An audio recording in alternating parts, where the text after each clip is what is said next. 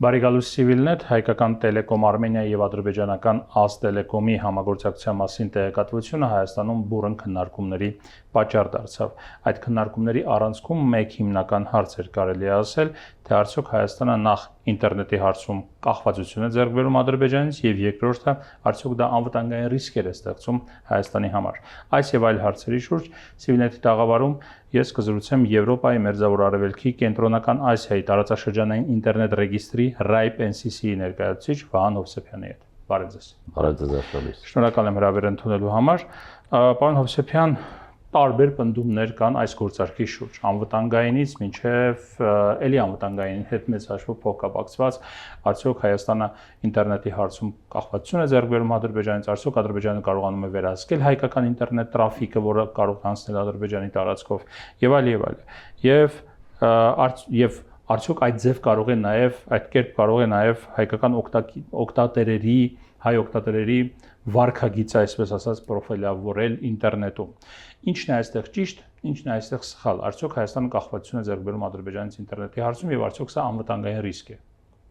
Շնորհակալություն նաև հրավերի համար։ Իրականում շատ եմ կարևորում այն, որ մասնագիտորեն կարելի է բացատրել այն մարտահրավերները, այն հնարավորությունները, որոնք որ մենք ձեռք ենք բերում այս գործարքով, կախված է օգտագործման սցենարներից։ Եթե գնահատենք բուն գործարքը, այն ստեղծում է բավականին մեծ հնարավորություններ եւ մեզ համար, եւ տարածաշրջանային կոմունիկացիաների, այսպես ասած, redundancy-ի համար, այսինքն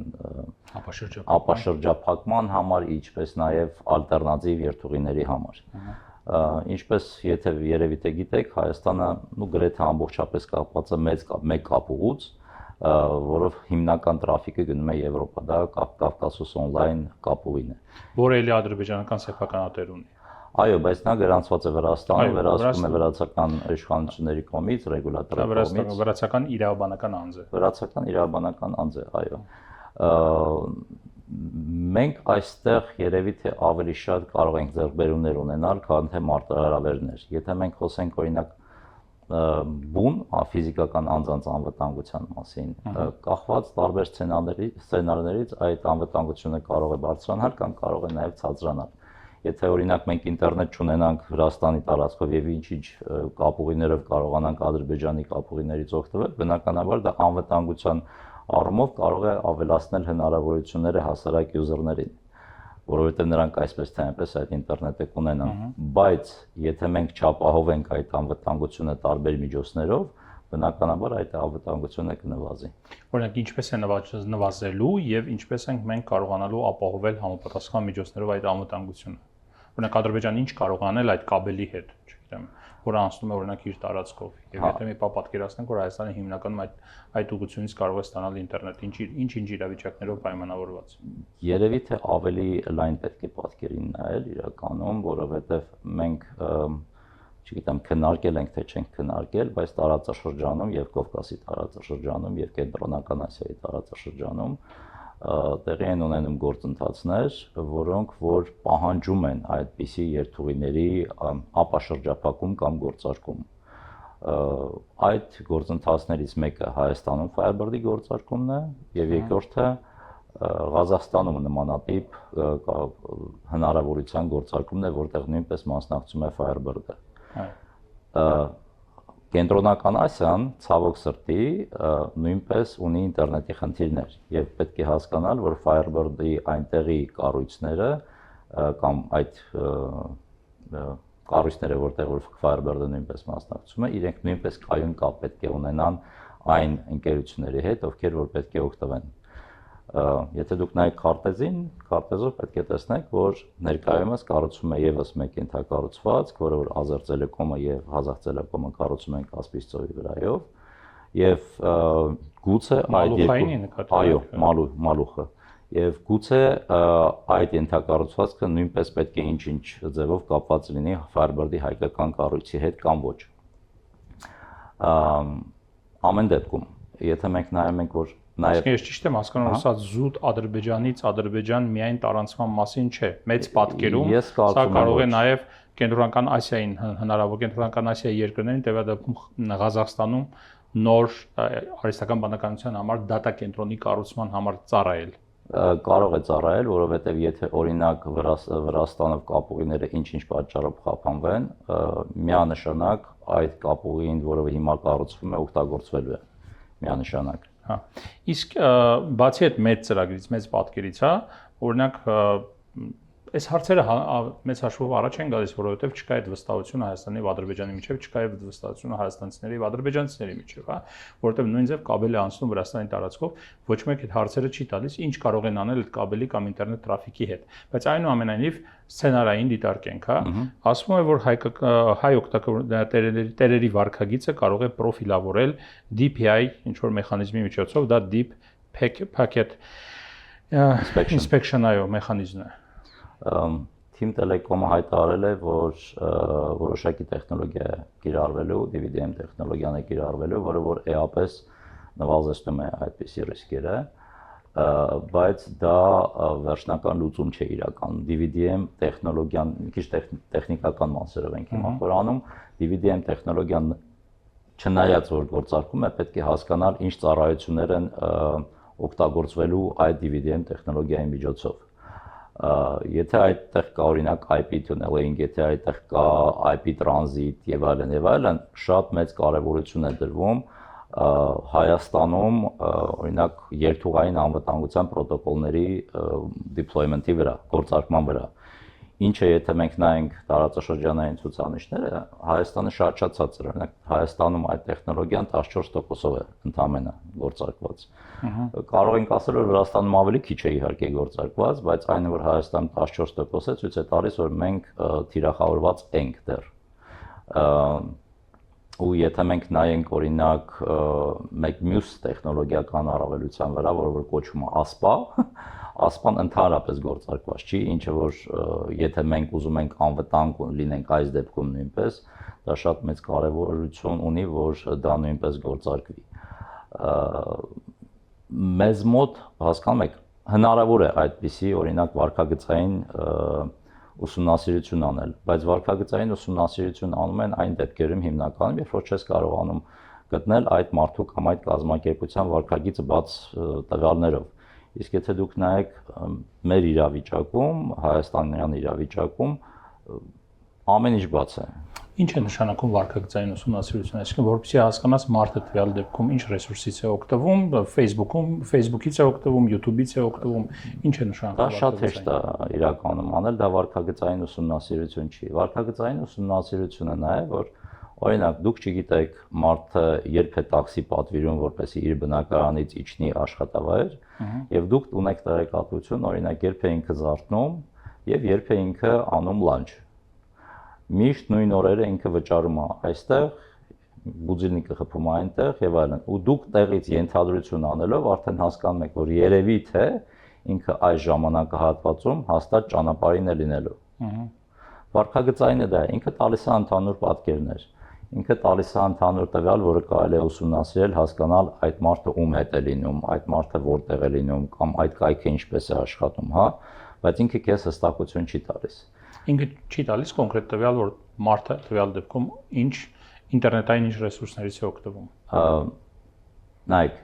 այս դեպքում, քանի որ հայկական տրաֆիկը դժվար թե գնա Ադրբեջանով, դրա մասին ընդհանրապես ինձ թվում է պետք չէ խոսել։ Տվյալ դեպքում այս բանը կարծես տարանցման մասին է միայն։ Շատ փոքր է։ Ադրբեջանից դեպի Նախիջևան տարանցման մասին։ Կարող է լինի Ադրբեջանից Նախիջևան, կարող է չնայած հիմա հայտարարում են, որ այդ չեն պլանավորում, կարող է լինի օրինակ Ադրբեջանով դեպի Ղազախստան կամ Ադրբեջանով դեպի Ռուսաստան կամ Ադրբեջանով ինչու ոչ դեպի Թուրքիա, հա, որովհետև Նախիջևանը նույնպես Ադրբեջանի տարածքն է եւ խոսում ենք մեր տրիպի ուղու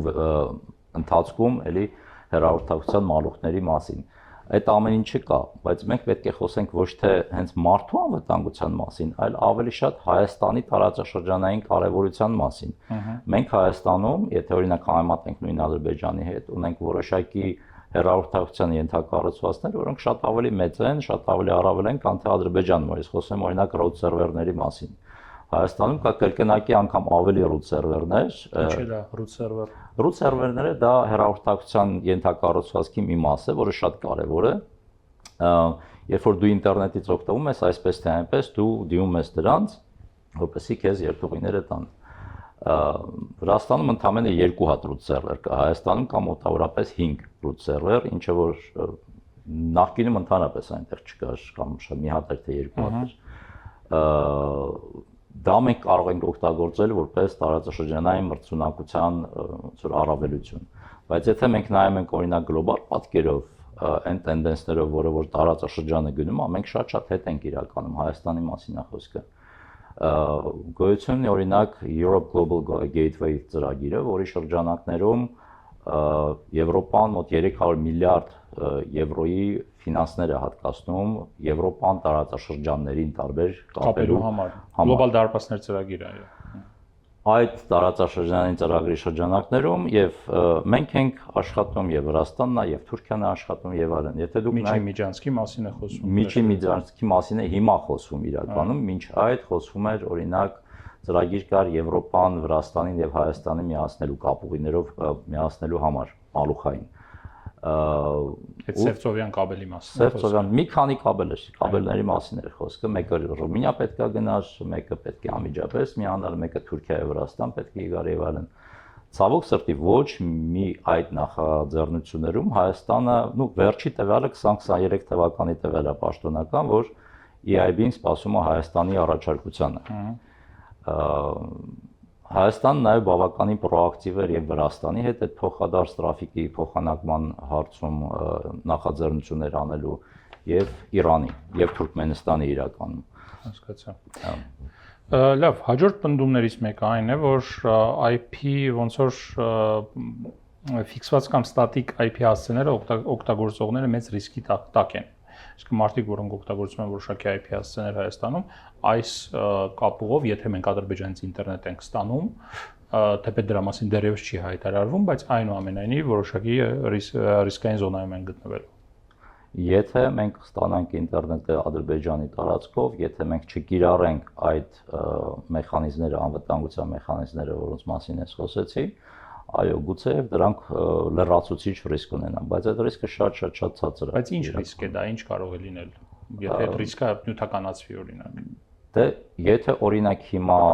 խոսենք, եթե ոչ նույնիսկ Ադրբեջանի մասին խոսենք, իրանք հիմա էլ կարող են օրինակ տեսնել կոնկրետ IP-ի տակ որ կառույցն է, ու այդ կառույցին թիրախավորեն, տեսնեն, որ հասցեում է դա գտնվում, օրինակ տեսնեն թիրախավորել, այսինքն հակերային հարձակում իրականացնել, հակերային կարող է ռեսուրսները down անեն, հազարը մի բան կարող է լինի, բայց հարցը նրանում է, որ մենք այդ ամեն ինչը ունենք public доступում, то есть իմաստ չունի դա անել։ Ես համոզված եմ, որ որոշակի ջանքերի դեպքում բաց աղբյուրներից հանգիստ կարելի է իմանալ, որ կազմակերպությունը, որ IP հասցեն ունի, որտեղ է ինքը տեղակայված եւ որ հասցեում։ Ով է իր ղեկավարը, ալտերնատիվ կետերը որտեղ են եւ այլն։ Դե մյուս պնդումը նաև այդ կախվածությունն է, որ կարող է Ադրբեջանը սա որպես ճնշման գործիք օգտագործել, եթե Հայաստանը ինտերնետ կախվածության մեջ է գտնվում Ադրբեջանից։ Սա շատ հետաքրքիր հարց է եւ դա անմիջապես կախված է հենց տարածաշրջանային կապուղիների զարգացման Հայաստանի նախաձեռնողականության հետ։ Կասպից ծովի ենթակառուցվածքը հիմա որ կառուցվում է, ինքը շատ երկար ժամանակվա խնդիր էր, որը որ կենտրոնական Ասիան ուզում են ալտերնատիվ երթուղիներ կազմակերպել Ռուսաստանից բացի հիմա կենտրոնական Ասիայի 90%-ից ավելի տրաֆիկը Ռուսաստանից է գալիս։ Բայց եւ այնպես կար նաեւ այլ ալտերնատիվ երթուղի, որը որ չէր օգտագործում, դա Իրանով, Թուրքմենստանով կենտրոնական Ասիա գնացող երթուղիներ, եւ հիմա որոշում է կայացվել երևի թե կախված աշխարհագրական պայմաններից, որ այդ երթուղին չի կարող օգտագործել նաեւ հայկական ընկերության կողմից եւ պետք է օգտագործել այդ Կասպից ծովով գնացող երթուղին, որը որ դնում է համապատասխան կախվածության մեջ, բայց իրենց էլ է դնում իրական կախվածության մեջ։ Որովհետեւ Հայաստանի տարածքով անցնելու այստեղ մի հատ այսինքն փոխկախվածություն է ստեղծելու եւ սա մեծ հաշվով չգիտեմ, այդ խաղաղության օրակարգի համար վատ չէ երևի։ Փոխկապակցվածություն ստեղծում է, բայց քանի որ հայկական կողմը, ասենց ասեմ, լրացուցիչ տարածաշրջանային կապուղիներ չի գործարկում, ինչը որ հնարավորություն ունի իրականում, եւ Իրանով ունի, եւ այլ տեղերով ունի, գուցե այդտեղ պետք է ավելի ակտիվ լինենք։ նոր կապուղիներ գործարկելու։ Նոր կապուղիների գործարկելու, սև ծովով նոր կապուղիներ գործարկելու, այդ կոնսորցիումների մեջ մտնելու։ Ցավոք սրտի Հայաստան դուրս է այդ process-ներից հիմա։ Մեր տրաֆիկի հիմնական ինտերնետ հիմա որտեղից է գալիս է Վրաստանով։ Չէ, Վրաստանով, բայց Ռուսաստանից թե այլ տեղից։ Կովկասուս on-line-ով Բուլղարիայից։ Բուլղարիայից։ Այսինքն Ռուսաստանից կախվածությունը այդքան մեծ չի։ Այդքան մեծ չէ ինչպես Կենտրոնական Ասիայինն է։ Չէ, հա, այտենց է, այո։ Կենտրոնական Ասիային ավելի մեծ է։ Կենտրոնական Ասիա շատ ավելի մեծ է։ Շատ լավ, եւ հենց ուրեմն մեխանիզմի մասին Ազատության տված հարցազրույցում Տելեկոմ Արմենիայի ներկայացուցիչ Արամ Բարսեղյանը փոխտնօրենը մանրամասնել է, որ տրանզիտ է ենթադրում դեպի Նախիջևան, կաբելը ոչ թե Հայաստան է մտնում, ասում են, այլ սահմանակետին, ինչպես Վրաստանի հետ կա, Թուրքիայի հետ կա, Պարսկաստանի հետ կա, ամեն մեկը բերում է իր մալուխը, հենց սահմանի վրա սվարկա է արվում, գնում է ակետից բեկետը։ Դա DVDM տեխնոլոգիան է ըստ երևույթին։ Այսինքն Ադրբեջանը Հայաստանում մալուխ չի գցում, մեր մալուխը միանում է ադրբեջանական մալուխի, մեր մալուխը միանում է Նախիջևանի մալուխի։ Մեր մալուխն է օգտագործում, այո, ինքը նոր մալուխ չի գցում, եւ դա է ստեղծում որոշակի անվտանգության, այսպես ասած, պայմաններ, բայց դա վերջնական չի, պետք է որ մենք կարողանանք այստեղ գործարկենք այդ RPKI, այսինքն երթուղային անվտանգության ստանդարտները, որպեսզի իրոք անվտանգ լինի, ասպան եւ այն հետին պլանի աշխատանքը, որ պետք է արվի այդ անվտանգության համար, մենք դեռ չենք անում։ Իսկ դա ներողություն նոր մալուխ է գցվելու Հայաստանի տարածքով, թեկուզ մեր մալուխը, հայկական մալուխը, թե դա եղած ենթակառուցվածքին է միանալու եւ ենթակառուցվածքով տրաֆիկը գնալու է դեպի Նախիջևան։ Դա չեմ կարող ասել ճիշտ ասած մալուխների բաշխվածությունը, ինձ թվում է մենք այնտեղ մալուխ ունենք գցված, այսինքն հաստատ ագարակից մեղրի մենք ունենք մալուխ գցված, գուցե ինչ որ մասով կարելի է գցել, բայց դա շատ փոքր տարածք է, մեր օպերատորները շատ հանգիստ դա կարող են անել։ Նկատում եմ խողովակաշարի նման չի, որ էլի մի հատ նոր խողովակաշար Չէ, շատ հեշտ է։ եղած ենթակառուցվածքին կարող ես շատ հեշտ է գցել դա։ Հասկացա։ Եթե այլ բան կա ավելացնելու, որովհետև թեման մի փոքր սպეციფիկ է, խնդրեմ, եթե չի ավարտենք հարցազրույցը։ Ես շատ ուրախ կլինեի, օրինակ, որպեսզի մենք մեր պետական փաստաթղթերում մենք ունեցել ենք իրականում, օրինակ ԲՏԱ-նախարարության առաջի ստեղծման տարիներին մենք ունեցել ենք թվայնացման ռազմավարություն, որի մեջ ներդրած ունեցել ենք օրինակ IPv6 ստանդարտի զարգացման, այսպես ասած, թվեր ըստ տարիների, հա։ Ցավոք սրտի մենք ոնց որ չիրականացրեցինք այդ տեղանները, բայց հաշվի առնելով այս վտանգները, այս մարտահրավերները, մենք իստոմա պետք է ունենանք պետական տեսլականում համապատասխան անվտանգային ստանդարտների գործարկման հնարավորություն։ Այսինքն թվային անվտանգության ոլորտում։ Թվային անվտանգության։ Մենք չպետք է թողենք դա, նայեք, IPv6-ի մասին երբ որ մենք խոսում ենք, դա ենթադրում է որոշակի ներդրումներ։ IPv4-ը չկա, IPv4 հասցեները քիչ են։ Եկեք բացատրենք IPv6-ը։ IPv4 IT-շնիկները մեջ չեն լսել։ Հանգիստ IPv նորմալ IP համարները կոչվում են IPv4։ Այդ IPv4-երը արդեն չկան, որովհետև իրանք քիչ էին։ Աշխարհը անցնում է կամաց ավելի մեծ ստանդարտի, որ IPv6-ն է։ Դա ենթադրում է նաև ավելի մեծ հնարավորություններ, նոր տեխնոլոգիաներ եւ այլն։ Բայց դրան անցնելը ենթադրում է, որ պետք է ընկերությունները որոշակի ներդրումներ անեն։ Մենք չենք խորհուրդ տալիս պետություններին ստիպենդ անել, որովհետև դա ոնց որ ասած ներդրումների հարց է եւ մեր անդամները կարող են դրանից որոշակի նեղվել։ Մենք ասում ենք պետք է երկխոսություն լինի, բայց անվտանգության դեպքում մենք խորհուրդ ենք տալիս, որ պետությունները միշտ պետք է այդ կարևորությունը դնեն եւ Հայաստանի նամանավան դեպքում շատ կարևոր որ պետությունը վերահսկի, ոչ թե ընկերությունը ասի այո, մենք կանենք կամ գուցե եւ կանենք, բայց պետությունը պետք է վերահսկի այդ անվտանգության ստանդարտների ներդրումը։ Այլապես մենք շատ եւ շատ վատ հետևանքների կարող ենք առնչվել։ Ինչ հետևանքներ։ Օրինակ, ասեմ ձեզ, դա եթերային վտանգ չէ։ Օրինակ, Պակիստանը, երևի գիտեք, 2008 թվականներ կարծես թե, սխալ կամ ոչ սխալ կարգավորումների դեպքում, հենց այդ routing security խնդրի դեպքում, ինքը YouTube-ի ամբողջ տրաֆիկը տարել էր իր երկիր։ Հիմա պատկերացրեք, սխալ կամ ոչ սխալ բան հասանելի էր դարձել շատ ամբողջ աշխարհում, ամբողջ աշխարհում, ինչ որ պահին ամբողջ աշխարհում։ Պատկերացրեք հիմա սխալ կամ ոչ սխալ կարգավորումների պատճառով մեր ամբողջ տրաֆիկը կամ օրինակ Պաշտպանության նախարարության ամբողջ տրաֆիկը կամ ՀՀ կառավարության ամբողջ տրաֆիկը գնա ուրիշ տեղ։ կամ Ադրբեջանի ամբողջ տրաֆիկը գա։ Հնարավոր է իրականացնել։ Իհարկե հնարավոր է։ Եթե YouTube-ը կարելի է տանել, այն չի կարելի տանել։ Հավատացեք, YouTube-ը շատ ավելի լուրջ անվտանգությանը վերաբերում։ Եթե մենք չունենանք այդ անվտանգության ստանդարտների իրականացում Հայաստանում, շատ հեշտ կարելի է դա անել։ Հասկացա։ Շնորհակալ եմ զրույցի համար։ Շնորհակալություն աշխալից։ Civilnet-ի տաղավարում ես զրուցեցի Եվրոպայի, Մերձավոր Արևելքի եւ Կենտրոնական Ասիայի տարածաշրջանային ինտերնետ ռեգիստրի RIPE NCC ներկայացուցիչ Վահան Հովսեփյանի հետ։ Առողջ եղեք։ Կհանդիպենք։